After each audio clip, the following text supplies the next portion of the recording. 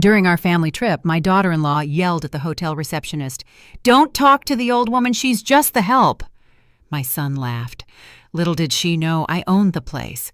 What I did next left her trembling. "I'm glad you're here.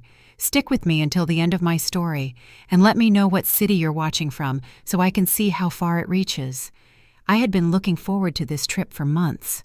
At 72 years old, opportunities to spend quality time with my son, Jay, and his family didn't come around often. When he suggested a week in Miami, my heart swelled with hope. Maybe I could finally get close to Valentina, my daughter-in-law, who had kept her distance during the 5 years they'd been married. The 4-hour drive to the Coastal Paradise Resort was filled with Jay and Valentina talking about spa treatments, tea times, and expensive dinners as if I weren't even there. Every time I tried to join in, asking about the kids or suggesting something we could all do together, Valentina would give me a short answer, and Jay would ignore me completely. I should have seen the red flags, but I wanted so badly to mend our family bond that I didn't care. The Coastal Paradise Resort was one of my greatest achievements, though my family had no idea. After my husband passed away when Jay was just 12, I built my hotel business from the ground up. I started with one small bed and breakfast, working 18-hour days, scrubbing floors and managing reservations. Little by little, I grew it into 17 properties across 3 states. I always kept my business separate from my family, wanting Jay to love me for who I was, not for my money. Arriving at the grand entrance, a familiar pride swelled in my chest as I saw the perfect gardens and the uniformed valets rushing to greet guests. It had taken me 3 years to buy Coastal Paradise and another 2 to renovate it to perfection. Every detail, from the polished marble floors to the crystal chandeliers, was my personal choice. Jay handed the valet the keys as Valentina adjusted her designer sunglasses, her blonde hair perfectly styled. She was undeniably beautiful, the kind of beauty that comes from expensive salons and personal trainers. At 35 years old, 20 years younger than Jay, she made sure no one forgot it. "Remember," she told him as we approached the doors, "I want the penthouse suite. I don't care what they say about availability. Just make it happen." Jay nodded without hesitation. It still surprised and pained me how much he deferred to her. The confident boy I had raised was now a man who couldn't act without his wife's approval. We entered the elegant lobby, and I couldn't help but smile at the familiar buzz of activity. Jasmine, the front desk manager, looked up and her eyes widened when she saw me, but I gave a slight shake of my head. I wasn't ready for them to know who I really was. "Good afternoon," Jasmine said warmly but professionally. "Welcome to the Coastal Paradise Resort. How can I help you?" "Reservation under Carter," Jay replied. "We should have the penthouse suite." Jasmine's fingers flew across the keyboard as she checked. "Here is your reservation, Mr. Carter.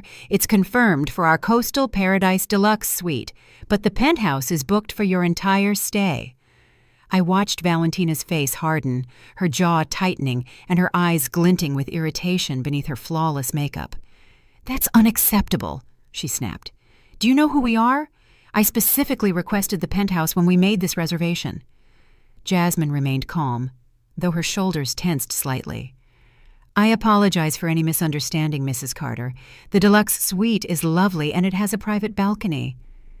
"I don't want to hear about some second-rate room," Valentina interrupted, raising her voice enough to make other guests turn and stare. "I want the penthouse and I want it now." I took a step forward, hoping to de-escalate the situation. "Valentina, maybe we could—" But before I could finish, she spun on me, her face contorted with fury. "Don't you dare speak!" she shouted, her voice echoing off the marble floors. "Jasmine, or whatever your name is, just ignore whatever this old woman says. She's not important. She's just the help we brought with us." The conversations in the lobby stopped. My cheeks burned as the humiliation washed over me. But she wasn't done. "Don't talk to the old woman," she shrieked, pointing at me as if I were a piece of garbage. "She's just the servant, the nanny. Don't waste your time on her." I stood there, frozen. My mouth was dry, and my heart pounded so hard I thought it might burst through my ribs. In my 72 years, no one had ever spoken to me with such venom, with such utter disrespect, and never in front of strangers. But what came next cut even deeper.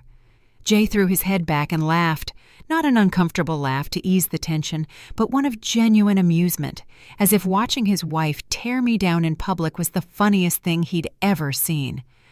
"Oh my goodness, Valentina," he said, wiping a tear from his eye. "You're terrible, but you're not wrong. Mom, just let us handle this, okay? Go sit down somewhere." The betrayal hit me like a physical blow. This was my son, the son I raised alone, who I worked myself to the bone for, who I sacrificed everything for just to give him a good life, and he was laughing at my humiliation. Jasmine's face had gone pale, a mix of surprise and sympathy that only made the sting worse. All around the lobby, I heard whispers and saw people pointing. Some were holding up their phones, no doubt recording every second of this mess. "Ma'am," Jasmine said softly, her voice kind but still professional, "perhaps you'd like to wait in our lounge while we resolve the room situation." Before I could answer, Valentina let out a loud theatrical sigh. "Yes, take the old woman somewhere she won't embarrass us anymore, and make sure someone keeps an eye on her. She tends to get lost." Jay laughed again. Strangers were watching, and I felt my heart splintering into a million pieces. I wanted to disappear, to run from this beautiful lobby, from my cruel daughter-in-law, from my mocking son, and never come back. But something inside me, a last vestige of the strength that had built this empire, held me firm. I met Jasmine's gaze. Her eyes held a silent anguish. She knew exactly who I was. She knew that with a single word from me, she could have Valentina escorted out so fast her designer heels wouldn't even touch the ground. But I stayed quiet. I picked up my small suitcase and walked to the elevator, my back straight despite the crushing weight of the shame behind me. Behind me, Valentina was still yelling at Jasmine about the penthouse, her voice thick with the entitlement of someone who had never worked a day in her life. When the elevator doors closed, I caught Jasmine's eye one last time. She gave me a small nod, a silent message that she understood, she was sorry, and she was waiting for my signal. I had built this empire from nothing, employing over 300 people at my properties. I was respected in business circles, sought out by other hotel owners, known for my fairness and integrity. But in that lobby, I was just a pathetic old woman being yelled at by her son's wife while my son laughed at my pain. As the elevator rose to the 12th floor, each passing number stirred something inside of me. The pain was still sharp and deep, but another feeling began to grow beside it: determination. The next morning, I woke up in what should have been paradise, but felt more like purgatory. My room overlooked the ocean, with waves gently lapping against the pristine beach. The sunrise painted the sky in shades of pink and gold, colors that would normally take my breath away. But I felt empty, as if someone had hollowed me out and left only a shell. I had barely slept. Every time I closed my eyes, I could hear Valentina's mocking voice. "She's just the help." Jay's laughter replayed in my head as I wondered if I could have handled things differently, though deep down I knew the real problem wasn't my reaction. The truth was, my own family treated me like I didn't matter. A soft knock on the door broke through my thoughts. When I opened it, Jay was in the hallway. He looked uncomfortable, but showed no hint of remorse. "Mom, we're going to breakfast. Valentina wants you to watch the kids by the pool afterward, so we can hit the spa." No, good morning. No, how did you sleep? Not even a nod to what had happened in the lobby. Just another order, disguised as a favor. "Jay," I said quietly, "about last night." He waved a hand dismissively. "Mom, don't make a big deal out of it. Valentina was just stressed about the room. You know how she gets when things don't go her way." A big deal. That's what he called his wife, publicly humiliating me. "She called me a servant, Jay. She screamed at me in front of strangers." He shifted, avoiding eye contact. "She didn't mean it. That's just Valentina being dramatic. Can we just not talk about it? We're supposed to be on vacation." I looked at him, searching for the boy I once knew. The little boy who would climb into my bed during thunderstorms, who would bring me dandelions and call them sunflowers, who once told me I was the strongest person in the world. That boy was gone. He had been replaced by a 47-year-old man who chose his wife's comfort over his mother's dignity. "Okay," I said, the word tasting like ash in my mouth. "I'll watch the kids." His relief was palpable. "Perfect. We probably won't be back all day. Spa first, then lunch. Maybe some shopping. That's fine, right?" Of course it wasn't fine. I had imagined this trip as a time for family, to get to know my grandchildren and feel like I belonged. Instead, I was being reduced to an unpaid nanny. But I nodded. Saying no would only cause a scene, and I had learned long ago that keeping the peace was more important than speaking up. The dining room was filled with vacationers enjoying their meals. Valentina had managed to get a table by the window, the best spot in the house, and she was already barking orders at the staff as if she owned the place. "I want fresh squeezed orange juice, not that junk from Concentrate," she told our waiter. A young man named Terrell I remembered from other visits. "And make sure those eggs are cooked exactly 3 minutes, not a second more or less." I could see Terrell trying to maintain his composure, but the tension in his eyes gave him away. I had trained my staff to provide top-notch service, but Valentina was testing even their patience. My grandchildren, Zuri and Deshawn, ages 8 and 10, were sitting silently at the table, eyes glued to their tablets. They barely looked up when I approached. "Good morning, sweetie," I said to Zuri, reaching out to tuck a stray piece of hair behind her ear. But Valentina's hand shot out, stopping me. "Don't touch her hair. It was just styled yesterday, and I don't want it to get messed up." I pulled my hand back as if I'd touched a hot stove. Zuri didn't even look up from her screen. "Kids, say good morning to Grandma Renee," Jay mumbled, sounding bored. "Morning," they said in unison, still focused on their devices. I sat in the only remaining chair, the one with its back to the resort view. Valentina had made sure the best seats were for her family, leaving me the leftover one, as if I were an afterthought. "Renee," Valentina said without looking at me, "after breakfast, you'll take the kids to the pool. Make sure you put sunscreen on them every hour. Zuri burns easily, and if she gets even a little bit pink, I'm holding you responsible." I nodded, swallowing the words I wanted to say. "And keep them away from the deep end. And don't let them eat snacks by the pool. They're full of preservatives. Oh, and if they need anything at all, call me immediately. Don't try to handle it yourself." Each order was like a small cut, another reminder that she didn't trust me to care for my own grandchildren without her looking over my shoulder. "How long will you be at the spa?" I asked. Valentina finally looked at me, her gaze cold. "As long as we want. This is our vacation, not yours. You're here to help." Jay remained silent, staring at his phone, completely checked out. I wondered when he had become the kind of man who would let his wife treat his mother like hired help. After breakfast, I ended up at the pool with Zuri and Deshawn, trying to start a conversation as they remained lost in their screens. Around us, other families laughed, played, and truly enjoyed each other's company. We looked like strangers who just happened to share a table. "Grandma," Zuri said suddenly, and my heart fluttered, hoping she wanted to talk. "Mom says you used to clean houses for rich people. Is that true?" The question was a slap in the face. I had worked hard my entire life. I had never cleaned a house for anyone. I had built my own empire from scratch. I had created jobs for hundreds of people and earned respect in a male-dominated field. And still, in Valentina's twisted version of my life, I was nothing more than a servant. "No, sweetie," I said softly. "I'm a business owner. I build hotels." Deshawn looked up from his tablet for the first time all morning. "Mom says you make up stories about being important because you're ashamed of being poor."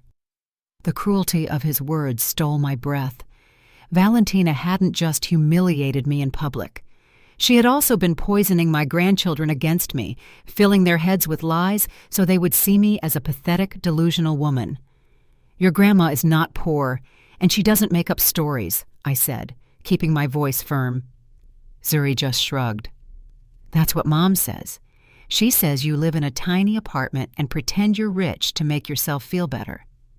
In reality, I lived in a penthouse overlooking the bay that was worth more than most people's entire net worth. But my grandchildren thought I was a pathetic old woman living in squalor and lying about my life. For the next 6 hours, I sat by that pool, watching children who barely looked at me while their parents enjoyed themselves at my expense. Other guests would chat with me now and then, and I would respond with short, polite answers, all while feeling more and more empty with each passing minute. When Jay and Valentina finally returned, they were radiant after spa treatments and an expensive lunch.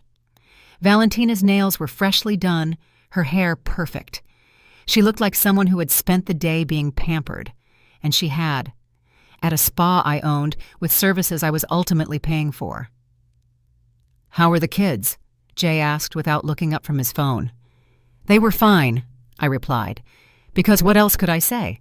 That they thought I was a liar and a servant? That their mother had deliberately destroyed any chance of a real connection between us? "Good," Valentina said dismissively. "You can watch them again tomorrow. We have golf in the morning and lunch with some friends we met at the spa." I watched my son nod along to her plans without asking if I cared, without thinking that maybe I wanted to spend my vacation doing something other than free childcare. That night, sitting alone in my room, overlooking the ocean I had worked so hard to make my own, I finally saw the truth. This wasn't a family vacation. It was a business trip where I had been cast in the role of the help. Except instead of being paid, I was footing the bill for the privilege of being treated like trash. But as I sat in the dark, listening to the waves crash against the shore, something inside me started to shift. The pain was still there, deeper than ever. But now it was joined by something else. Pure, sharp anger. Anger at being taken for granted, at the lies, at being treated like I was nothing when I had built everything. As of tomorrow, I decided, things were going to change. The third day of our vacation started just like the first two, with Valentina dictating my to-do list while Jay sat by, nodding along like a compliant assistant. This time, they had a day trip planned to a nearby wine country, and I was to stay with the kids. "Make sure they have lunch at exactly noon," Valentina said, carefully applying lipstick as if performing delicate surgery. "And Zuri gets cranky when her sugar drops, so have the granola bars I packed ready." I wanted to remind her that I had already raised one child, that I knew how to take care of kids, but I'd learned that standing up for myself only led to longer lectures and more subtle put-downs. "We'll probably be back around 6, Jay added, without looking up from his phone. "Maybe later if traffic's bad." As they got ready to leave, I overheard Valentina on the phone, using that fake, syrupy sweet tone she used when she thought she was being clever. "No, we can't do dinner again tonight. I'm stuck with the kids. I know it's ridiculous, but it's just for a few more days. Trust me, once this is all sorted out, we won't have to deal with this anymore." A chill ran down my spine. The way she said, "once this is all sorted out," didn't sound like she was just talking about the vacation ending. After they left, I took the children to the hotel's kids club, a program I had created myself to give families more flexibility during their stay. The counselors were amazing with Zuri and Deshawn, and for the first time since we'd arrived, I saw them laugh and play with other kids their age. With a few hours to myself, I walked around the property. It had been years since I had seen my hotel from a guest's perspective instead of an owner's, and I wanted to get a real feel for how things were going. That's when I overheard the conversation that changed everything. Walking past the pool bar, I recognized voices coming from one of the private cabanas. Jay and Valentina were supposed to be at the wineries, but there they were, hidden behind the curtains, talking in hushed tones with another couple I didn't know. "The thing is," Valentina was saying, "she's getting old, and old folks don't live forever, if you catch my drift." A woman I didn't recognize laughed. "Valentina, you're awful." "I'm just being practical," Valentina responded. Jay's an only child, so we're going to get everything eventually. The only question is, how long will we have to wait? My stomach dropped. I moved closer, hiding behind a large palm tree. And what about Mrs. Renee? The unknown man asked. Doesn't she have any money of her own? Then I heard my son's voice, the voice I had once trusted completely. My mom? Nah, she's poor as a church mouse. She lives in a little apartment, scraping by on Social Security. I've been helping her out for years. The lies flowed from his mouth so smoothly, I wondered how long he had been making them up. I lived in a $5 million penthouse, earning more each month from my investments than most people made in a year. But in Jay's twisted version of the story, I was a burden he generously supported. That's why this trip is so annoying, Valentina continued. We have to drag her everywhere because she can't afford anything on her own. It's like having a pathetic pet you can't get rid of. The other woman made a sound of pity. How awful for you. And I bet she thinks you'll take care of her when she gets really old and sick. Over my dead body, Valentina said with a malicious laugh. As soon as she needs any real care, she's going straight into a government-run home. I'm not turning my house into a retirement home for some useless old woman. I leaned against the palm tree to keep my balance. They weren't just talking about letting me die naturally. They were planning to get rid of me the moment I became an inconvenience. But Jay's next words were the ones that shattered me. The funny thing is, she still thinks she's important, he said, his voice filled with cruel amusement. She tells these crazy stories about owning businesses and being successful. It's almost sad how delusional she is. Early onset dementia? The unknown man asked. Maybe, Jay said. Or maybe she's just desperate to believe she matters.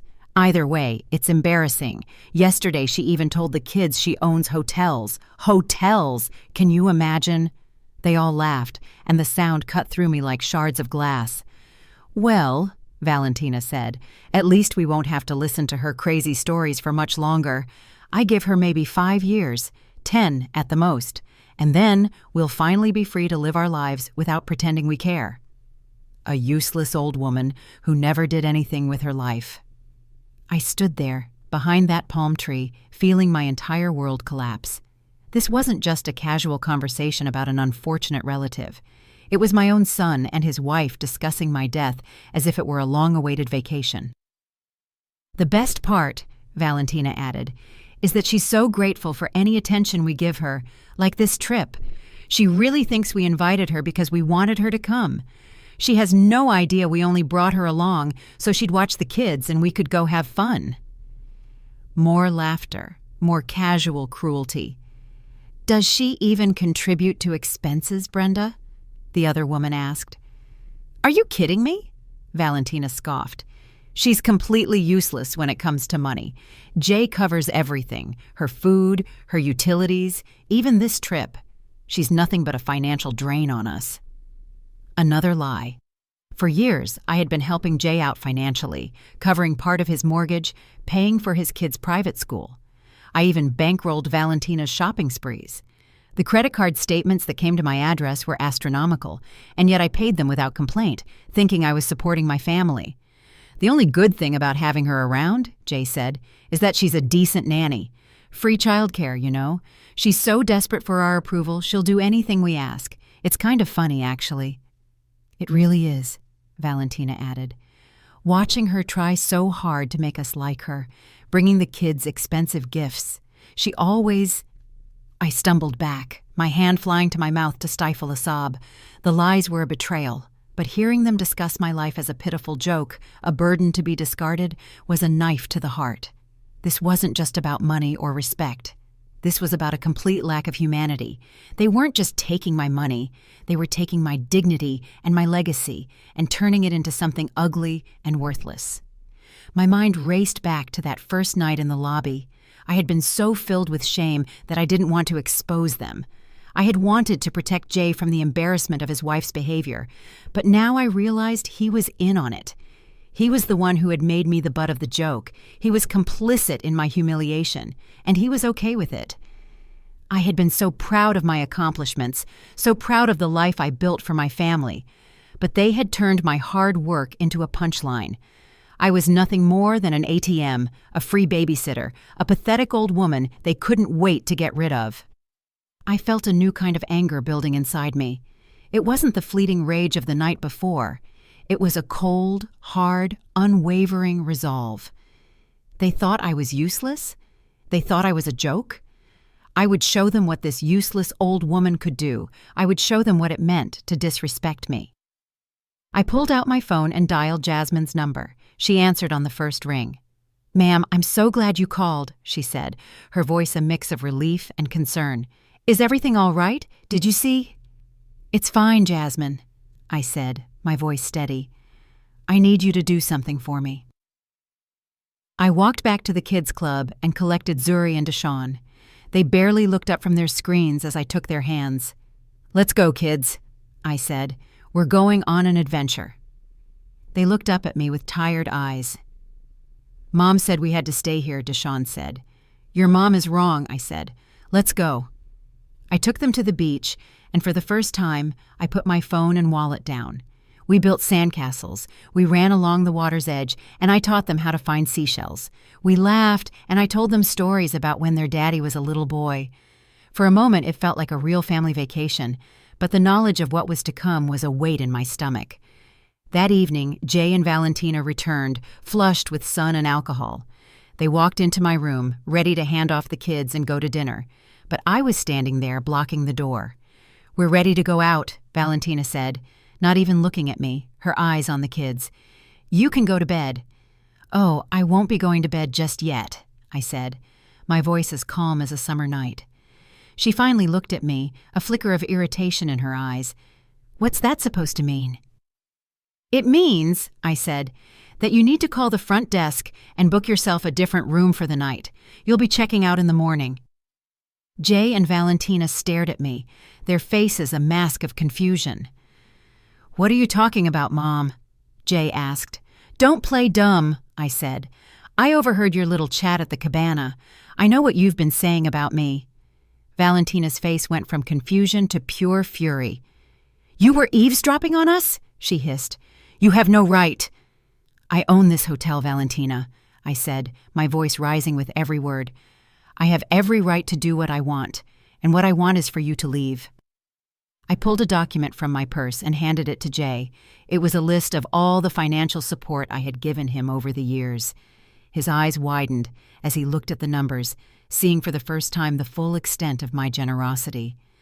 "You've been lying to me?" he asked, his voice shaking as he looked at his wife. "She's the one lying!" Valentina screamed. "She doesn't own this place. She's just a useless old woman who cleans houses for a living."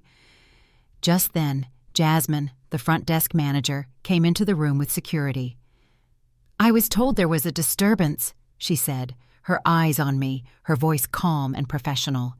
"Jasmine, tell her!" Valentina shrieked, pointing at me. "Tell her she doesn't own this place!" Jasmine looked at me, and I gave her a small nod. "Mrs. Renee Carter is not only the owner of this hotel," Jasmine said. "She is the sole owner of all 17 of the coastal paradise properties across the United States. She is our founder, our CEO, and the reason we are all standing here today." Valentina's face went white. She looked from Jasmine to me, her eyes darting with panic. Jay just stood there, speechless, the document in his hand a testament to the lies he had told. "What's the meaning of this?" Valentina finally managed to stammer out.